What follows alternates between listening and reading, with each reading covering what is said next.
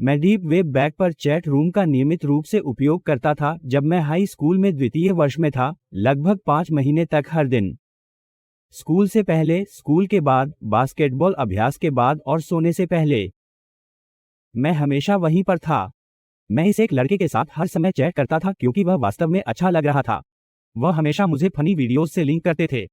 लगभग 3 महीने में यह सब बदल गया। वह अजीब कमरों के लिंक भेजता, फिर डार्क लाइव स्ट्रीम के लिए।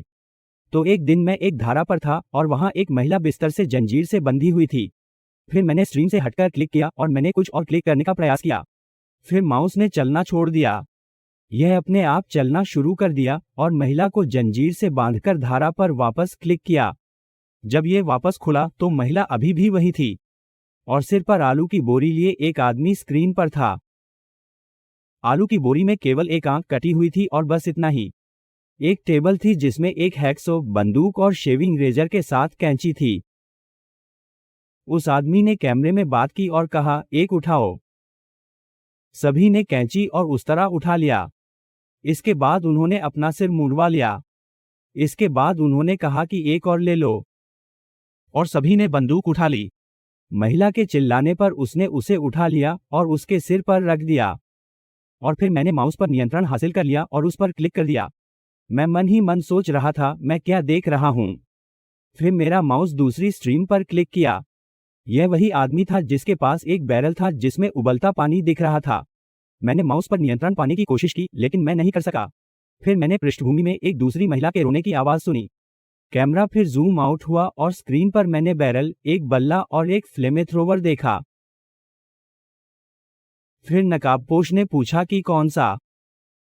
चैट उबलते पानी और आग फेंकने की तोप के बीच विभाजित किया गया था। उस आदमी ने फिर कहा, मैं तब दोनों का उपयोग करूंगा। उसने रोती हुई महिला को कैमरे की तरफ घुमाया, फ्लेमथ्रोवर को चालू किया और उसे बैरल पर निशाना बनाया। इस बिंदु पर उसने उसे व्हीलचेयर पर जंजीर से बांध दिया था। टब में पानी नियंत्रण से बाहर हो रहा था। वह और भी लात मारने और चिल्लाने लगी। उस आदमी ने दूसरे आदमी को कमरे में बुलाया। उन्होंने उसे जंजीरों से मुक्त किया, उसे उठाया और बैरल की ओर फेंक दिया। इसके बाद चीख काली पड़ गई, लेकिन मैं महिला के चिल्लाने और छींटे मारने की साफ साफ आवाज सुन सकता था। करीब 2 मिनट तक मैं बस इतना ही सुनता रहा, फिर रुक गया। चीख फिर वापस आई और यह बैरल पर केंद्रित थी। 2 आदमी वहीं खड़े होकर कैमरे को घूर रहे थे, गहरी सांस ले रहे थे, और वह महिला। मुझे नहीं पता कि इसे कैसे समझाऊं, लेकिन यह एक भयानक दृश्य था। फिर धारा समाप्त हो गई। मैंने सब कुछ बंद कर दिया और मैं कुछ देर चुपचाप वहीं बैठ गया। ईमानदारी से कहूं तो डार्क वेब पर यह मेरा आखिरी समय नहीं था, क्योंकि मैंने ईमानदारी से इसका आनंद लिया। मेरे जैसे बहुत सारे लोग हैं, जितना आप सोचते हैं उससे कहीं ज्यादा।